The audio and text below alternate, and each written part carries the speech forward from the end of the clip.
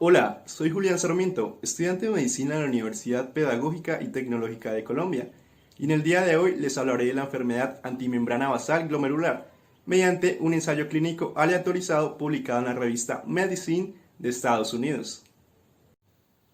La enfermedad antimembrana basal glomerular (MBG) es un trastorno autoinmune que generalmente se presenta como una glomerulonefritis rápidamente progresiva. Cuando se acompaña de hemorragia pulmonar, se denomina síndrome de Goodpasture. Caso distinto, cuando el riñón solo está involucrado, se le conoce como nefritis anti-MBG. Esta enfermedad es causada por autoanticuerpos contra el dominio de la cadena alfa-3 de colágeno tipo 4 de la membrana basal glomerular. En un tercio de los pacientes también se detectan anticuerpos anticitoplasma de neutrófilos ANCA, predominantemente mieloperoxidasa ANCA y proteinasa 3. Clínicamente, esta enfermedad se presenta por la tríada de glomerulonefritis, dada por hematuria y presencia de anticuerpos antimembrana basal. Sumado a esto, si también hay hemoptisis, se cataloga como síndrome de Goodpasture. Dentro de su criterio diagnóstico se suelen usar biopsias pulmonares o renales, así como las pruebas séricas, ejemplo claro como es la creatinina.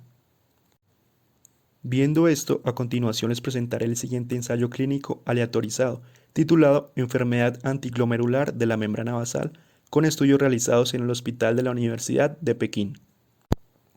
Dentro de la introducción se destaca que comúnmente se han utilizado tres regímenes terapéuticos para tratar el trastorno. Primero, terapia combinada de plasmaféresis e inmunosupresión.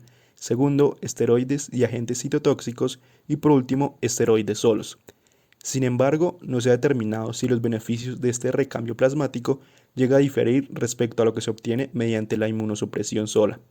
Por esta razón, los autores deciden hacer el análisis mediante muestras de suero enviadas de pacientes con sospecha de enfermedad anti-MBG y luego evaluarlos con los tres regímenes terapéuticos descritos anteriormente, con el objetivo de observar sus efectos en el pronóstico de la enfermedad. De este modo, los autores dentro de su metodología de estudio incluyeron a 221 pacientes con enfermedad anti-MBG.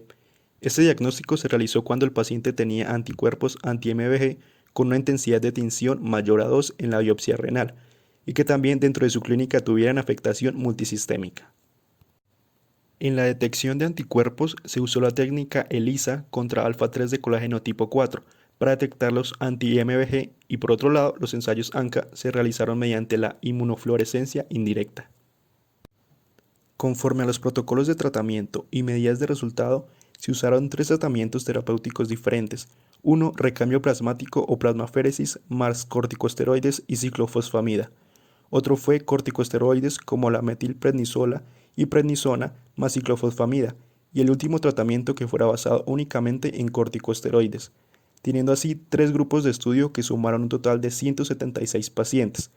Importante también destacar que este tercer grupo de solo corticosteroides fue el grupo control del estudio. De esta forma, como parte de los resultados, inicialmente se decidió comparar los datos demográficos, clínicos y patológicos entre los tres grupos, en donde se encontraron dos picos de edad, el primero a los 20 a 39 años y el segundo a los 60 a 79 años. 80 pacientes presentaron hemorragia pulmonar, por lo que se etiquetaron como síndrome de Goodpasture, y por último, 39 pacientes resultaron positivos para ANCA.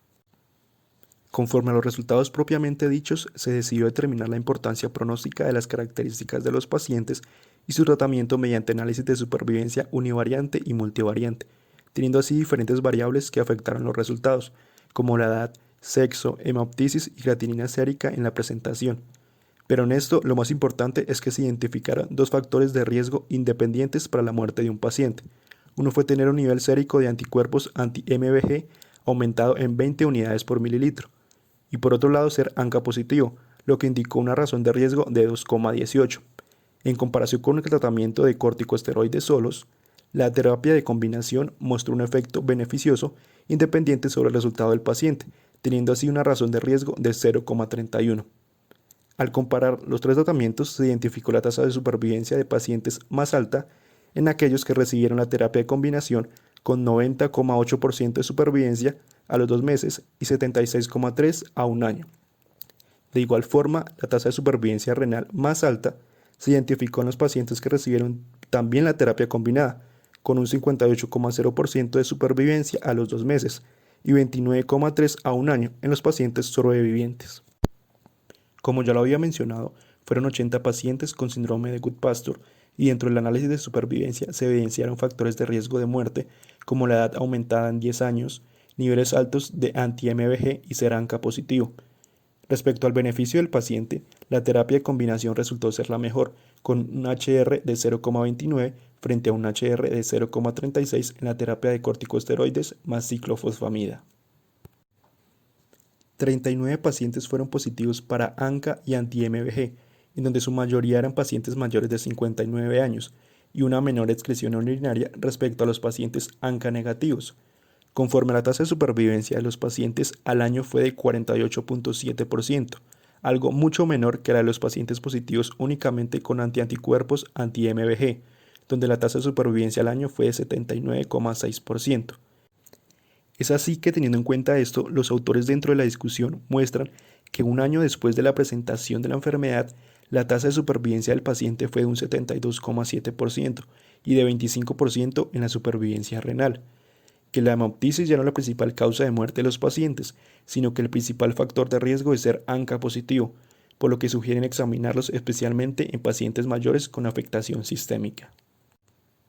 Finalmente, los autores concluyen que la terapia combinada tiene un alto beneficio en el resultado renal y del paciente, que aunque la terapia con corticosteroides y ciclofosfamida resulta tener cierto valor benéfico en la supervivencia del paciente, no llega a tener igual valor en los resultados renales. Y por último, que el diagnóstico temprano es crucial para mejorar los resultados del paciente.